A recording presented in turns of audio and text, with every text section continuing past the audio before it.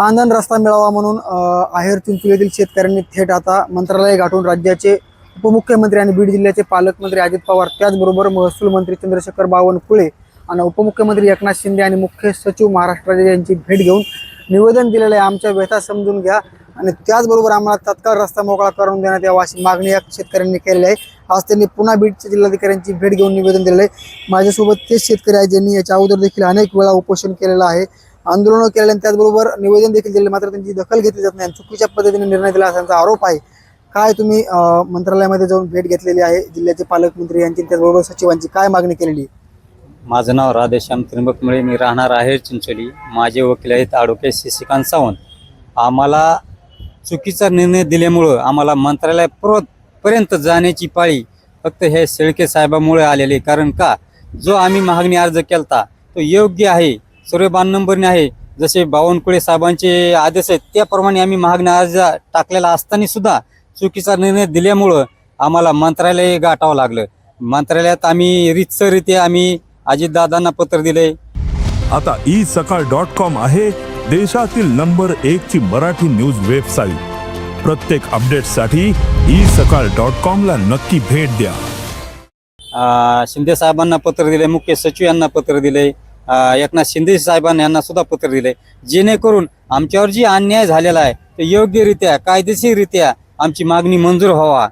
जर आम्ही चुकीचं असेल तर त्यात बी आम्हाला सांगावं, जेणेकरून आणि त्याच्यात परत आम्हाला उलटे आमच्यावर आरोप होतेत, आम्ही वाळू तस्कर आहेत, वाळू माफियात, भूमाफियात, जेणेकरून आमच्यावर कुठल्याही बदनामी केली जाते। आमच्या एक तर कुठल्याही नावावर कुठलं ट्रॅक्टर नाही, काही नसताना सुद्धा आमची बदनामी केली, जेणेकरून ह्याच्या पाठीमागची पार्श्वभूमी की ह्यांना जे दुसऱ्या शेतकऱ्यांना जी बोला म्हणले तसं बाईट घेऊन याचा बोलीता धनी म्हणजे माननीय तहसीलदार साहेब आहेत, जेणेकरून त्यांनी चुकीचा निर्णय जी घेतलेला आहे त्याच्यावर कसं पांघरून टाकायचं ही त्यांची पार्श्वभूमी आहे।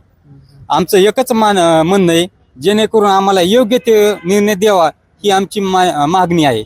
आमच्याकडे आम्हाला काय वाळू नाही, आमच्यावर कुठली साधी NC सुद्धा दाखल नाही आमच्यावर, आणि आमच्यावर म्हणतात एक म्हण आहे मराठीमधून, स्वतःचं ठेवायचं झाकून आणि दुसऱ्याचं बघायचं वाकून, अशी काही लोकांना सवय लागलेली आहे। जेणेकरून योग्य ते निर्णय द्यावा ही आमची शासनाकडे विनंती आहे। आज रोजी आम्ही इथं कलेक्टर ऑफिसला सुद्धा आलोत आज परत निवेदन द्यायला की कलेक्टर ऑफिस साहेबांना किंवा योग्य ते निर्णय द्यावा ही आमची मागणी आहे, प्रमुख मागणी। तुम्ही याच्या अगोदर देखील आत्मदहनाचा एक अर्ज दिलेला आहे, जर आम्हाला न्याय नाही मिळाला तर आम्ही न्याय जर नाही मिळाला तर मी त्याशिवाय पर्याय नाही, कारण की 2-2 आणि 3-3 4-4 किलोमीटर रस्ते देता का, कोणत्या हिशोबाने देता? सोयीस्कर नाही।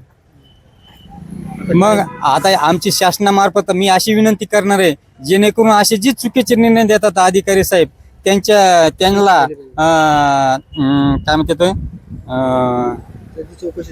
त्यांची चौकशी झाली पाहिजे, शिस्तभंगाची सुद्धा कारवाई झाली पाहिजे, अशी आमची सर्व शेतकऱ्याच्या वतीने माझी मागणी आहे, माझी सुद्धा मागणी आहे। जेणेकरून आम्हाला बदनाम करण्याचं कारण कारस्थान हे रचण्याचं काम फक्त आणि फक्त शेळके साहेबाच आहे। कारण का जाणीवपूर्वक त्यांनी चुकीचा निर्णय घेतल्यामुळं त्यांना हे कुंकून लपवायचा निर्णय, त्याला कुठतरी दुसराच वेगळा वाढ द्यायची, याच्या म्हणजे त्यांनी वळण द्यायचं। नक्कीच शेतकरी आहेत थेट मंत्रालयापर्यंत धाव घेतली। जिल्ह्याचे पालकमंत्री अजितदादा पवार असल्यामुळं, मुख्यमंत्री उपमुख्यमंत्री असल्यामुळं त्यांची भेट घेतलेली आहे। त्याचबरोबर उपमुख्यमंत्री एकनाथ शिंदे यांच्या विशेष म्हणजे ज्यांच्याकडे खातं येतं जे की चंद्रशेखर बावनकुळे यांची देखील भेट घेऊन त्यांनी पत्र दिलेलं आणि राज्याचे मुख्य सचिव त्यांची देखील भेट घेऊन निवेदन दिलेलं आहे। काय मागणी केलेली आहे तुम्ही थेट आता मंत्रालय गाठलेलं आहे? हे माझं नाव दत्तात्रय रामचंद्र सुरोशे, राहणार आहेर चिंचोली। ह्या गावचा रहिवासी असून ते तहसीलदार साहेबांनी पंचनामा केल्याप्रमाणे हा रस्ता चुकीचा दिलेला आहे। त्यांनी विरोधी दिशा म्हणले पंचनामा करायच्या टायमाला, आणि त्या टायमाला हे सांगून त्यांनीच स्वतः चुकीचा निर्णय दिलेला आहे। 218, 233, 223, 235 व 238 आणि 236 या सर्व नंबर गटातून रस्ता देण्याला योग्य आहे, हा आमची संमती सुद्धा आहे। दत्तात्रय सुरोशे आणि दिनकर सुरोशे आम्ही सारे भाऊ चौघ हे 5 आहे, ते आमची संमती आहे त्यांना रस्ता देण्यास। परंतु तहसीलदार साहेबांनी काहीतरी गोंधळ केल्यामुळे हे रस्ता चुकीचा दिलेला आहे। हा गाव उत्तरेकडे राहिले आणि जवळचा पूर्व पश्चिम रस्ता द्यायला काय हरकत नाही त्यांना, आणि गाव उत्तरेकडे हे गाव जवळ असल्यामुळं ह्याने गाव जिकडे जवळ आहे तिकडेच रस्ता द्यायला पाहिजे, विरोधी दिशेने दिलेला आहे। 2.5 ते 4 किलोमीटर रस्ता लांबीचा आहे, त्या अंतरावर दिलेला आहे. त्या शेतकऱ्यांनी केव्हा जायचं आणि केव्हा काय करायचं. आज रोजी त्या शेतकऱ्याला खत नेता आहे ना, तिथं कुठं जाता आहे ना, अडचणी उभा ठाकलेल्या आहेत. त्यांनी योग्य ते रस्ता देण्याची मागणी केलेली, ते रस्ता आहे आणि चुकीचा निर्णय त्यांनी विरोधी दिशेने दिल्याबद्दल काहीतरी चबदेव झालेली आहे. कोणाकोणाची भेट घेतली काय? हे आम्ही मुंबईला गेलो आणि अजितदादा पवार यांची जाऊन भेट घेतलेली आहे.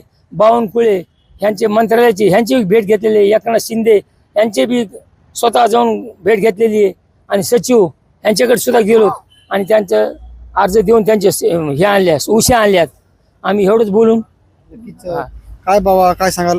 गेल्या अनेक दिवसापासून तुम्ही चक्रा घालताय, तहसील असेल, जिल्हाधिकारी कार्यालय असेल, थेट आता मंत्रालयामध्ये जाऊन देखील तुम्ही भेट घेतलेली, पुन्हा आज कलेक्टर ऑफिसला आलेला. सर, मंत्रालयामध्ये जाऊन भेट घेतली, पण मंत्रालय कुठं आणि आपण कुठं, बीड कुठं? आमच्या जमिनीवर तिथं जाऊन समक्षात पाहूनच निर्णय देण्यात यावा. आता हे तहसीलदार साहेबांनी जे काय बोलले ते काय एक चूक झाकण्याकरता 100 डबल चूक करू लागलेत, हे आम्हाला मान्यच नाही आहे. तहसीलदार साहेब यांनी काहीतरी घोळमेळ करून आम्हाला चुकीचा रस्ता दिलेला आहे. तो प्रत्यक्षात येऊन पाहणे आणि नंतरच काय ते तुम्ही निर्णय द्यावा, अशी एक माझी इच्छा आहे. काय तुम्ही आत्मदहनाचा देखील अर्ज दिलेला, त्याच्यावर काही निर्णय झाला का नाही? नाही, कुठं काय झाला निर्णय? आणि की आता आम्ही उपोषणाला बसल्यानंतर समजेल. उपोषणाला बसणार. येत्या आता उद्याची आमची SDM साहेबाकडे आमची अपील केलेली. उद्याची ही 15 तारीख, आज 14 तारीख आहे. आमचा तर कायदा सुव्यवस्थेवर पूर्णतः विश्वास आहे, पण आता बघूया SDM साहेबाचा काय निकाल येतोय. आम्ही त्यांना अशी विनंती करणार की SDM साहेब, तुम्ही स्वतः या वाटल्यास पंचनामा करा तुमच्या हस्ते. तुमच्या बी लक्षात येईल की आम्ही शेतकरी खोटं बोलतेत का तहसीलदार खोटं बोलतेत, त्याच्यावर चौकशी व्हावा ही आमची पूर्णतः विनंती आहे. आणि लवकरात लवकर आम्हाला जाण्यासाठी मार्ग रिकामा करून द्यावा ही शासनाकडे आमची विनंती आहे. नक्कीच येत्या 2 ते 3 दिवसात जर निर्णय नाही झाला तर आम्ही पुन्हा एकदा जिल्हाधिकारी कार्यालयासमोर उपोषणाला बसू. पुन्हा रस्ता मिळेपर्यंत आम्ही उठणार नाही, असे आता पवित्र शेतकऱ्यांनी घेतलेला आहे. नक्कीच जिल्हा प्रशासन आणि शासन काय करतं हे देखील पाहणं महत्त्वाचं असणार आहे. साम टीव्हीसाठी योगेश काशीद, बीड. देश विदेशातील प्रत्येक घडामोडींचे लाईव्ह अपडेट मिळवण्यासाठी आता साम टीव्हीच्या सर्व सोशल मीडिया प्लॅटफॉर्मला लाईक, फॉलो आणि सबस्क्राईब करा. तसंच सर्व नोटिफिकेशनसाठी बेल आयकॉन प्रेस करायला विसरू नका.